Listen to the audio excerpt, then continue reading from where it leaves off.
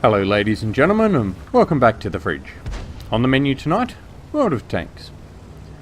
Today's gameplay comes from a player by the name of Evangi35, and he is driving the Type 59. The Type 59, as many of you would know, is a Tier 8 Chinese medium. It is, in fact, the first Chinese tank introduced into the game.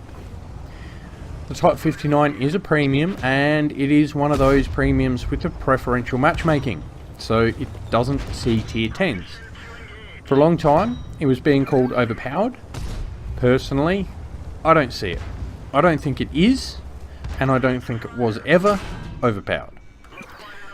So, let's take a look at the figures, stack her up against some other Tier 8 premiums, and see how it all pans out. To remind everyone, I review my tanks with a 100% crew, regular ammunition, and without any equipment or anything else that changes the stats on the vehicles. This time I'm putting the Type 59 up against the T54 Mod 1, the M46KR, the STA2, the T34-3, the FV4202, and the M4A1 Rev. So, as per normal, let's start this off with the firepower. The Type 59 sports a 100mm cannon with 250 alpha damage, which is on par with the T54 Mod 1, but behind the big guns like the T34-3 and the M4A1. 181mm of penetration is low, with only the T34-3 having worse penetration. An aim time of 2.21 is the same as the FV, with the M4A1 being slightly slower and the T54 Mod 1 being slightly faster. Accuracy is bad. A dispersion of 0.37 is better than only the T34-3, and the news does not get any better when we look at DPM. A shade under 1800 DPM is the same as the FV4202, and every other tank has more. The reload timer will tick for 8.34 seconds between rounds, which is slower than everything but that T34-3 and the M4A1. Gun depression and elevation is decent, with 7 degrees depression and 20 degrees elevation. Turret rotation is basically 48 degrees per second, which is best in class, tied with the T34-3.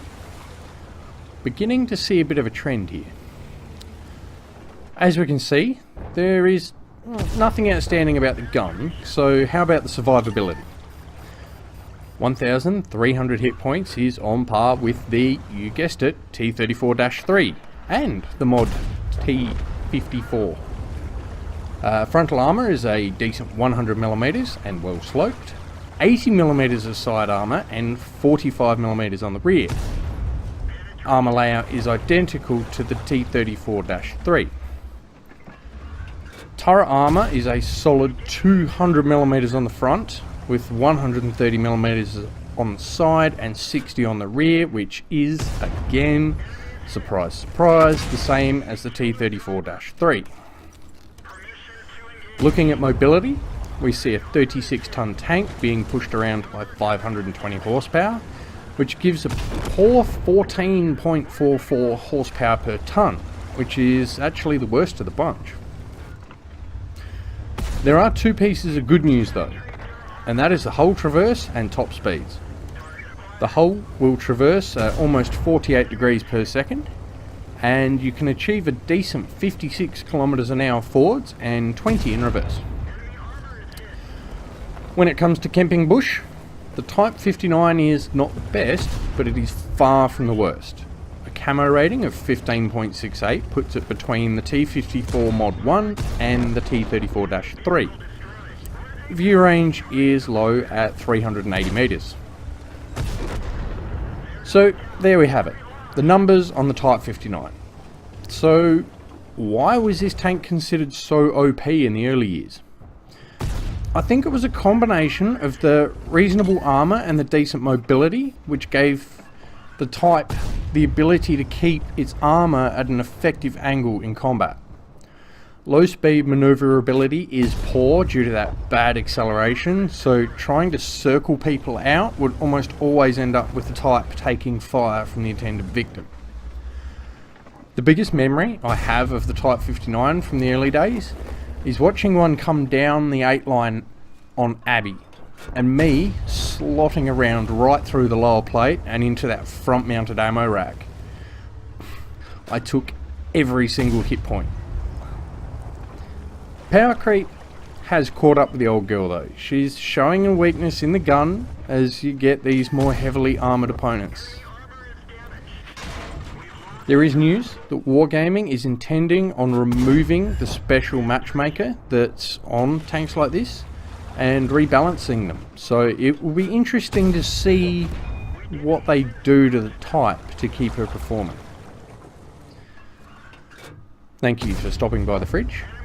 I have set up a Discord as well as my Patreon and Twitch accounts, so look below the video in the description for all the relevant links. Please give me a like, share this content with your friends, and as always, thanks again. I'll see you again soon.